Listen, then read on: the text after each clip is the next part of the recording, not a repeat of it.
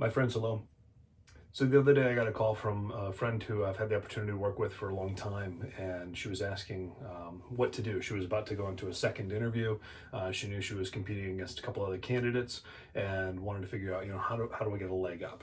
And so as I was talking, I asked her, a bunch of questions about, what the role looks like and, how she's stacked up against the competitors and so forth. And really what we determined was these three individuals were pretty evenly matched, and it was really going to come down to just performance in the interview, not necessarily skill set. The skill set was probably all pretty comparable, and and so I asked her. I said, "So what do you think that you want to do?" And she said, "Well, I want to get this job." I said, "All right, cool. So here's how I'd recommend we do this then. If everyone's the same, let's assume we're all basically equal.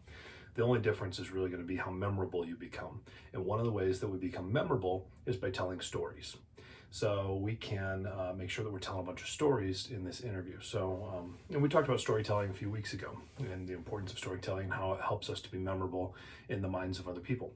So I'm walking through storytelling with her and how you can identify key things throughout your career, items that you put on your resume or your LinkedIn, and craft the story around them so that you can tell in a succinct fashion, some 2 to 5 minutes, really what it was that you did that achieved the results and the outcome that have made you successful and productive and can add value to this other organization.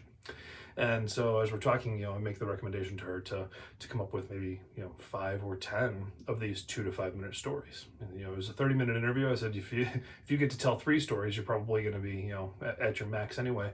But here's the tip for all of us.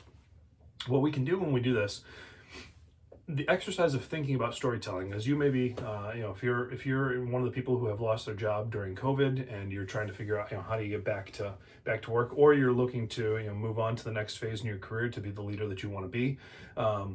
This interviewing process and using this tool of storytelling is one of the things that really sets us apart. And the exercise, as we're preparing, everyone thinks about what are the questions they're going to ask me, all that stuff. You can read all these articles on the internet about effective interviewing and so forth. There's great things that you can find.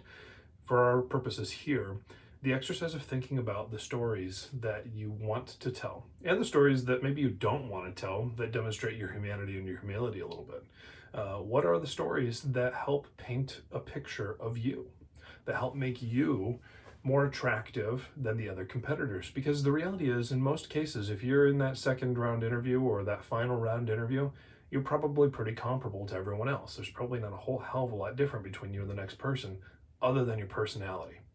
So the next time you're going to this process, think about what's a number of stories you want to tell. And then can these parts and pieces even be interchanged so that you can bridge from one story to the next and you can tell 2 stories at the same time? You have a lot of creativity in your brain there, and you can use it based on the experiences you've had to really paint that picture for you and for the other person so that you benefit and you can serve the way that you need and want to for that new organization.